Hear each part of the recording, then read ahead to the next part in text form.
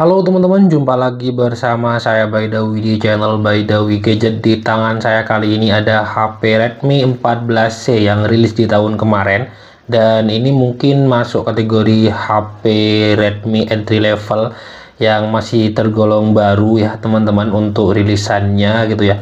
Dan series di atasnya ini untuk yang entry level 15 ya atau semacamnya masih belum ada. Ini kayaknya yang masih ada barunya lah sampai saat ini gitu ya teman-teman.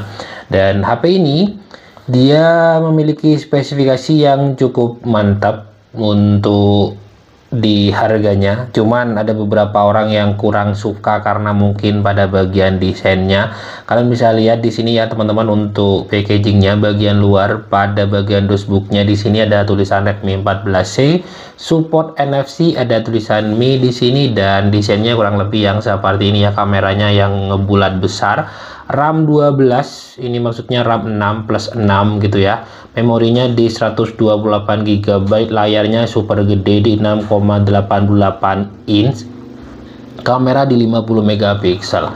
Dan spesifikasi lain seperti inilah ya. Baterainya dia di 5160 mAh, tentunya udah super awet teman-teman. Dan lain-lain seperti ini, dia support fast charge di 18 watt, kemudian powerful untuk chipsetnya di sini ya, kurang lebih kalau nggak salah dia pakai MediaTek gitu ya teman-teman. Langsung aja kita cek. Untuk HP-nya di sini saya dapetin dengan HP plus box aja, nggak ada charger.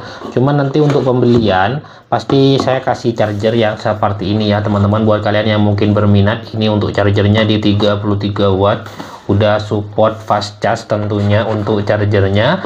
Dan ini kelengkapan unit HP-nya, kemudian lain-lain kayak kartu garansi ada di bagian sini, dan SIM injektornya seperti ini ya teman-teman. Jadi kita dapatnya itu HP plus box aja, cuman nanti saat penjualan nanti bakalan saya jual dengan HP box dan juga udah ada chargernya. Dan seperti ini dia untuk HP-nya. Harganya berapa Bang? Untuk harganya sendiri di sini saya jual dengan harga 1.300.000 ya teman-teman, dengan varian RAM 6 plus 6, memorinya di 128 GB.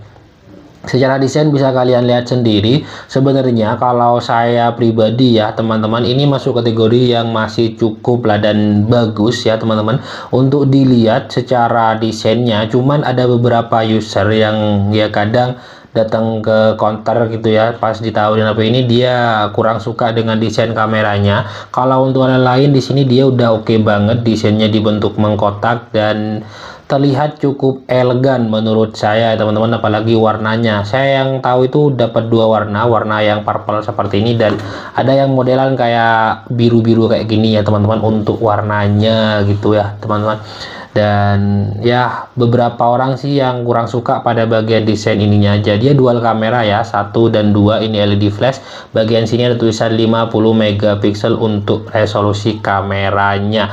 Untuk peletakan seperti ini, bagian bawah ada speaker, kemudian ada colokan charger, ada mic. Samping kanan ada tombol power sekaligus fingerprint, dan juga ada tombol volume. Bagian atas ada colokan headset, dan di sini tempat SIM-nya.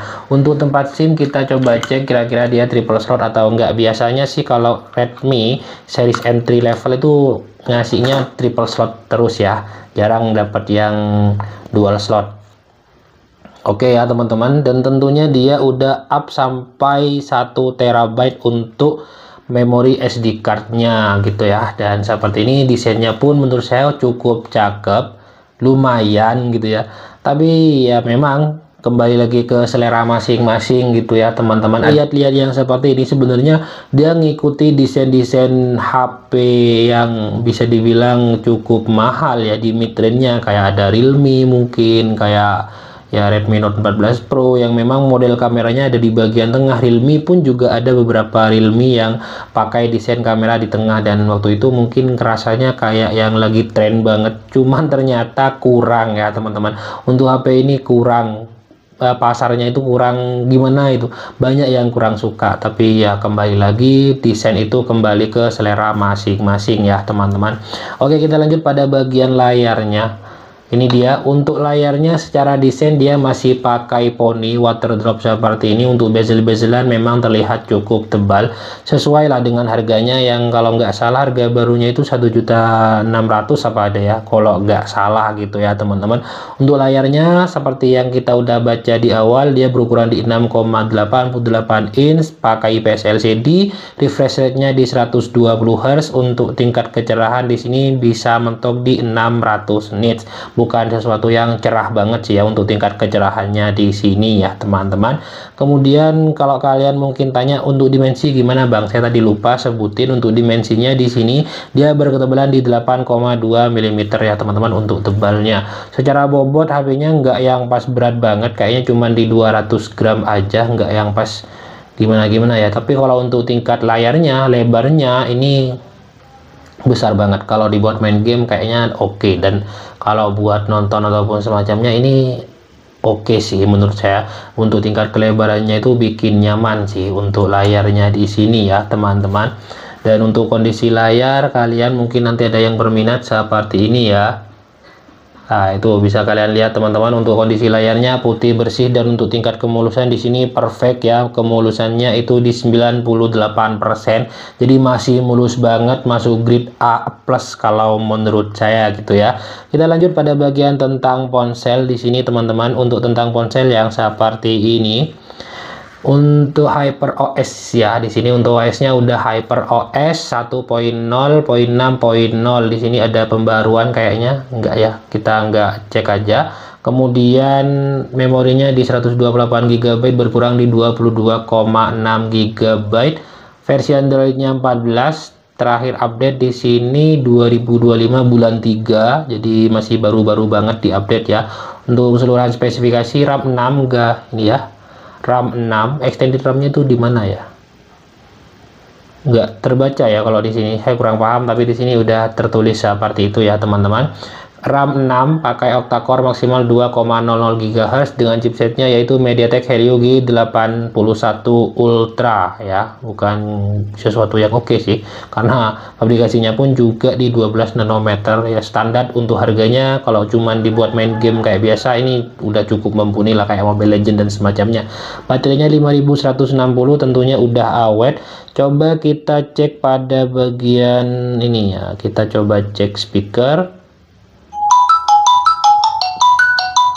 Ya, kalau urusan speaker, Redmi itu nggak pernah gagal ya. Untuk tingkat kenyaringannya pasti nyaring banget. Cuman kalau untuk bicara bass ataupun semacamnya, di sini pun terasa cukup kurang ya. Kalau kita bicaranya itu adalah pada bagian bass dan semacamnya. Lanjut pada bagian kamera. Kameranya di 50 megapiksel dengan kamera selfie di 13 megapiksel ya teman-teman. Untuk dan warna kalian bisa lihat tuh ya, ini warnanya agak ke orange gitu ya teman-teman. Merahnya itu agak ke orange, cuman kalau kena ke kamera kita dia jadinya itu merahnya merah, memang ada orange-nya tipis-tipis gitu ya teman-teman, tapi lebih dibikin tajam gitu ya. Kita coba jebret aja, dan hasilnya yang seperti ini. Masuk kategori yang menurut saya cukup dibikin real ya untuk hasilnya. Cuman pas selesai jebret, merahnya tuh ya, bisa kalian lihat sendiri. Ini kayak yang bener-bener merah gitu ya. Yang oranye-oranye itu kerasa kurang gimana gitu ya. Jadi dibikin tajam ke plug merah gitu ya teman-teman. Cuma untuk detail dan semacamnya ini udah oke ya teman-teman. Untuk fitur-fiturnya di sini selang waktu, ada video, foto yang enggak ada 0,5-nya. Potret, mode malam, dan mode 50 megapiksel. Kita coba mode 50 megapikselnya, dan langsung kita bandingin aja.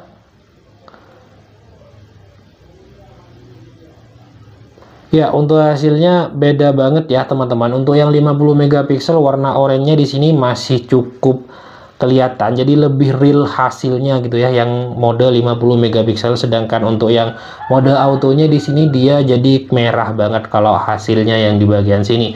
Untuk kamera selfie-nya coba kita coba untuk kamera selfie-nya di sini di 13 megapiksel. Kita pakai yang asli, kita nggak pakai filter-filteran ya. Langsung kita coba. Oke. Seperti ini untuk hasilnya teman-teman.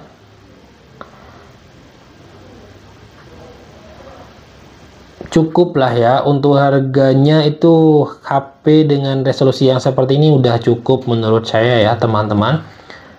Dan untuk tingkat kebeningan, kecerahan semacamnya, harga 1 jutaan aja ini udah masuk kategori yang cukup banget. Tapi kalau mungkin kalian kebutuhannya itu memang ada pada bagian kameranya, kayak videografi ataupun semacamnya, ini kurang sih. Tapi kalau cuma untuk mengabadikan momen semacamnya, udah sangat-sangat cukup.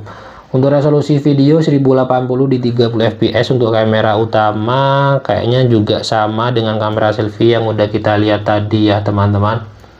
Oke, udah cukup banget untuk semuanya di sini, udah mantep ya teman-teman. Untuk kamera semacamnya, fungsi semuanya aman, kayak tombol-tombol di sini masih kliki, tombol volume juga masih kliki ya teman-teman. Dan HP-nya di sini dia udah support NFC untuk HP harga 1 jutaan. Kalian ya yang mungkin berkebutuhan dengan NFC ini udah ada ya teman-teman. Jadi mungkin sekian aja untuk video kali ini. Buat kalian yang mungkin berminat, harganya 1.300.000 aja. Jadi buat kalian yang berminat langsung aja cek di deskripsi untuk cara ordernya. Sekian videonya. Assalamualaikum warahmatullahi wabarakatuh.